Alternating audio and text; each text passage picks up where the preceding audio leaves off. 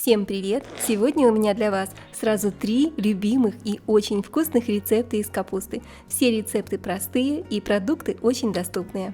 Сразу сохраняйте рецепт, чтобы не потерять, делитесь с друзьями и поделитесь в комментариях, из какого города или страны вы меня смотрите. Для первого рецепта мне понадобится половинка кочана капусты. Капусту тонко шинкуем.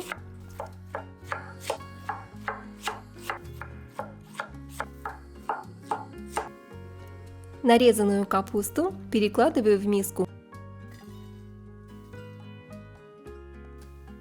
Я вскипятила чайник, заливаю капусту кипятком и оставляю минут на 10-15, чтобы капуста стала мягкой. Мне нравится такой вариант приготовления капусты, чтобы не варить ее, а просто залить кипяточком. Все очень быстро и просто, друзья. И очень экономит наше время. Пока отставлю капусту в сторону, в миску разбиваю 3 яйца, добавляю хорошую такую щепотку соли и просто все хорошенько перемешаю, взболтаю при помощи венчика. Одну крупную картофелину тру на мелкой терке. Тертую картошку отправляю в миску с яйцом. Добавляю черный молотый перец, можете добавить какие-то ваши любимые сушеные травы, приправы, это может быть сушеный укроп, петрушка. Все хорошо перемешиваю. Капуста уже постояла, замоченная в кипятке, стала мягкой. Теперь нам нужно хорошенько слить лишнюю воду.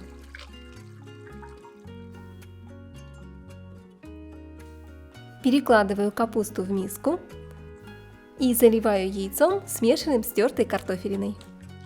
Осталось только все хорошо перемешать. Этот рецепт просто чудесный и потрясающий. Здесь нет ни грамма муки, ничего лишнего. И вы можете приготовить его в разных вариациях, добавляя одни либо другие ингредиенты, взаимозаменяя одно другим. И у вас всегда будет получаться разный и очень интересный вкус.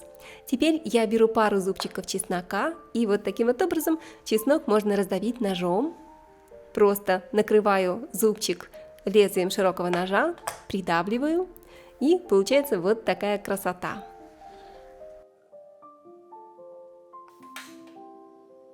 И все уже практически готово. Я разогреваю сковороду, наливаю растительное масло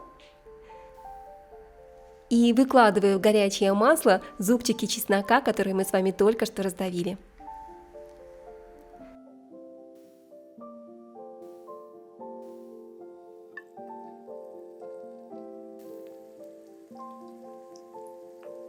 Выкладываю чеснок в горячее масло и обжариваю с 2 сторон до золотистого цвета.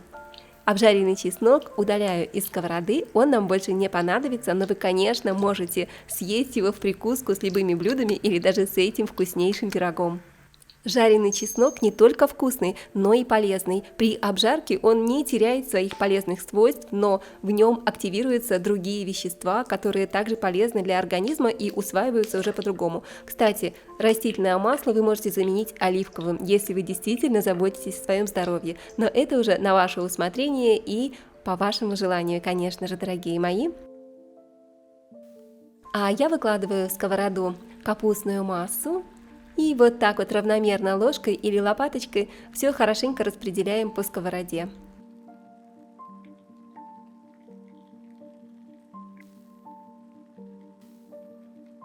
Друзья, сегодня мы с вами готовим капустную пиццу. И это основа для пиццы. Обжариваем ее на среднем огне минут 5-7 до красивой золотистой корочки. А тем временем нарезаем кружочками 1 помидор.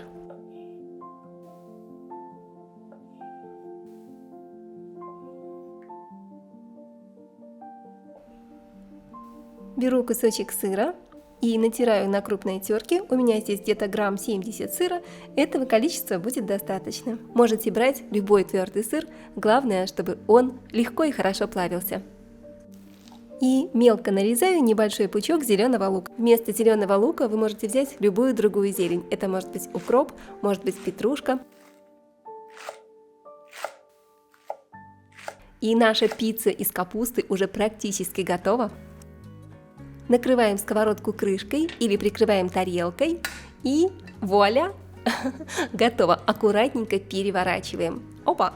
Посмотрите, вот такая красота. Можете подрумянить посильнее или поменьше, по вашему желанию. Главное, что пицца отлично держит форму. Аккуратненько смазываем сковородку маслом. Слейте с пирога жидкость. Это обычное яйцо, и оно очень быстро схватится. Посмотрите. И сверху на яйцо просто выкладываем нашу капустную лепешку.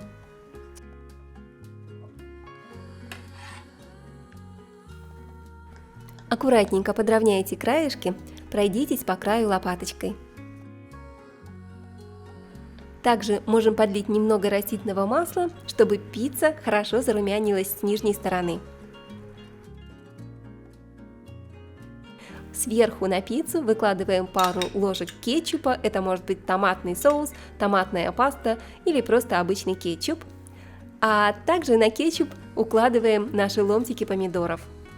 Все готово, друзья, осталось только хорошенько посыпать пиццу сыром. Сверху посыпаем пиццу зеленым лучком и оставляем еще буквально на 5-7 минут, чтобы пицца полностью дошла до готовности, лучше под крышкой.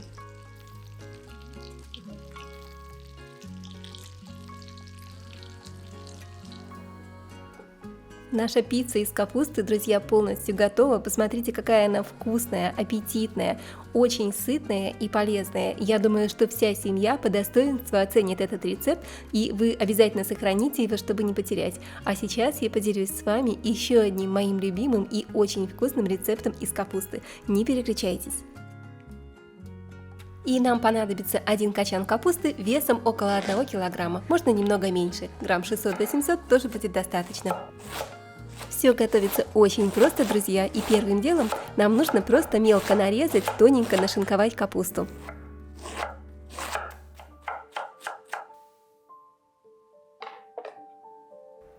Так, все уже готово. Пока давайте отставим капусту в сторону и займемся репчатым луком. Беру одну репчатую луковицу, разрезаю пополам и вот таким вот образом мелко нарезаю. Друзья, а вы тоже плачете, когда режете лук? Поделитесь, пожалуйста, в комментариях. В блюдах из капусты содержится очень много витаминов, а также большой плюс этого рецепта то, что он очень-очень просто готовится. Теперь ставлю сковородку на огонь, наливаю растительное масло и отправляю в горячее масло нарезанный репчатый лук. Все перемешаю и буквально пару минуточек пусть лук потомится, пожарится. Тем временем беру одну крупную морковку и натираю на крупной терочке. Вот так.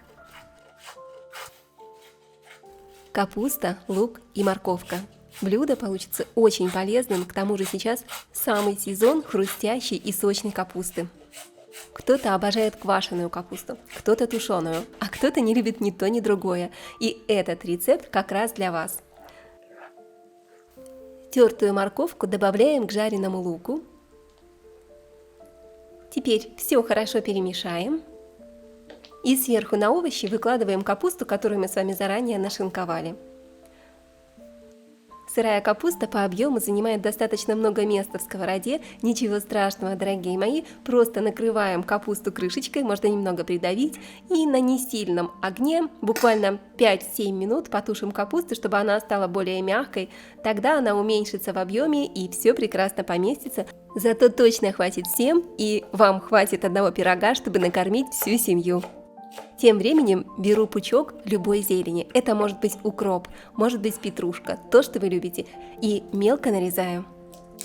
А вместе с зеленью я также возьму пару зубчиков чеснока. Я очень люблю аромат чеснока во всех блюдах. И измельчаем чеснок любым доступным для вас способом. Чеснокова-выжималка, нож, какой-нибудь девайс. Так, а пока давайте посмотрим, как там чувствует себя наша капуста. Она уже стала более мягкой и уменьшилась в объеме. Теперь просто перемешаем капусту с луком и с морковкой. Так, все хорошо перемешали, снова накрываем сковороду крышечкой, и пусть капуста дойдет до полной готовности, до полной мягкости. Оставляем еще буквально на 5 минуточек. В миску разбиваю 5 яиц Яйца можете брать любого размера. И главное, что мне очень нравится в этом пироге, что этот капустный пирог готовится практически без муки. И даже без духовки. Добавляем к яйцам хорошую такую щепотку соли и хорошенько перемешиваем все, взбалтываем венчиком. Друзья, не забудьте подписаться на канал и поделиться видео с друзьями. Тем временем капуста уже полностью потушилась. Посмотрите, вот такая она мягенькая получается, хорошо протушенная. Можно добавить сюда немного растительного масла и слегка ее обжарить, тогда получится еще вкуснее, но это по вашему желанию.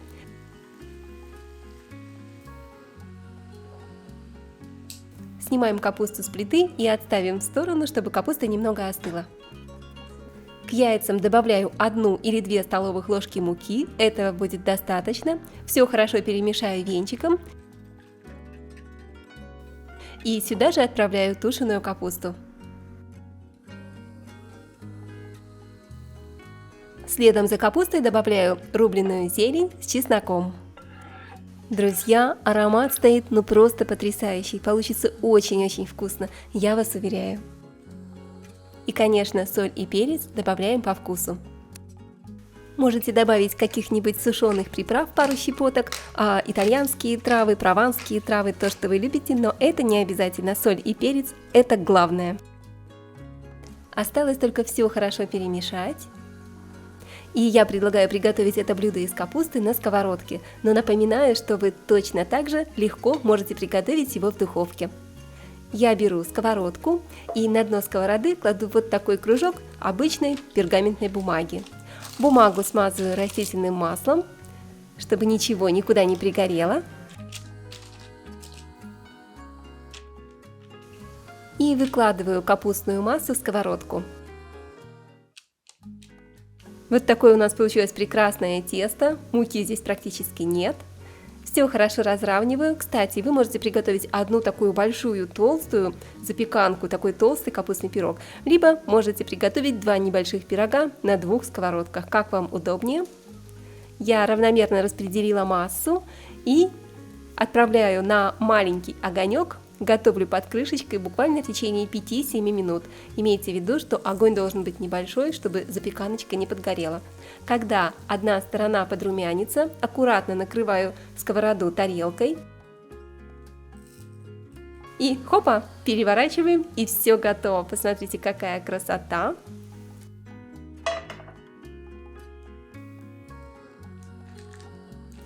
Вот такой вот симпатичный пирожок у нас получается, румяный, аппетитный.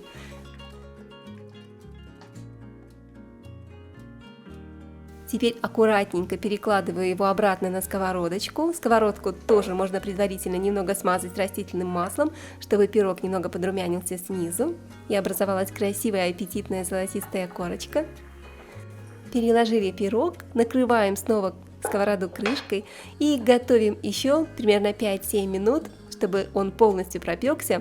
На самом деле такой пирог готовится очень быстро. Вы даже не успеете глазом моргнуть, как все уже будет готово. И это прекрасная идея для завтрака, для обеда, ужина, для перекуса. Капусту в таком виде полюбят даже дети, которые обычно привередливы в еде и могут воротить свои носики от вкусных и полезных блюд, предпочитая всему на свете конфеты и сладости.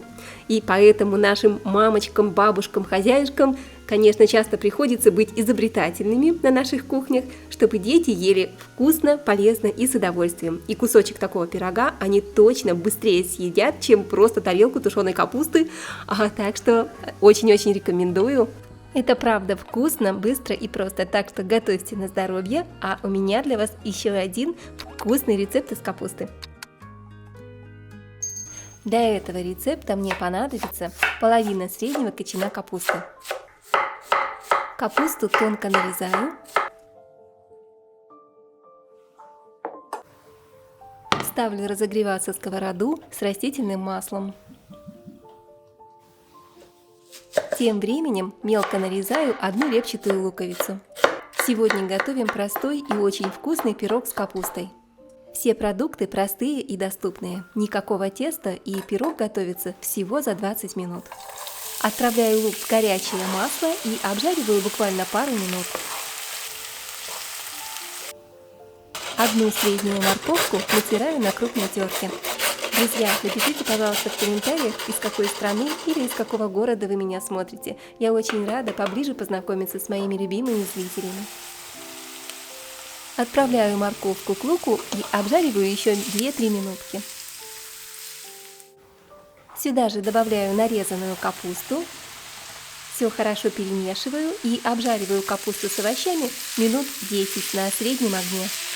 Если хотите, можете дополнительно добавить еще пару столовых ложек растительного масла. Нарежем немного зелени. Я взяла небольшой пучок укропа. С укропом получится очень ароматная начинка.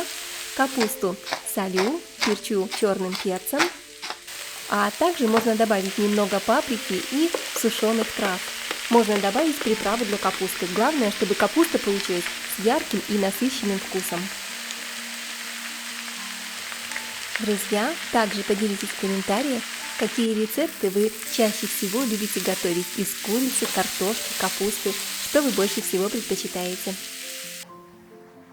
Все, капустная начинка полностью готова. В самом конце добавляем зелень, перемешиваем и выключаем огонь.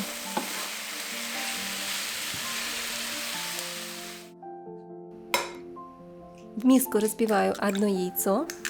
Немного взболтаю его при помощи венчика или вилочки.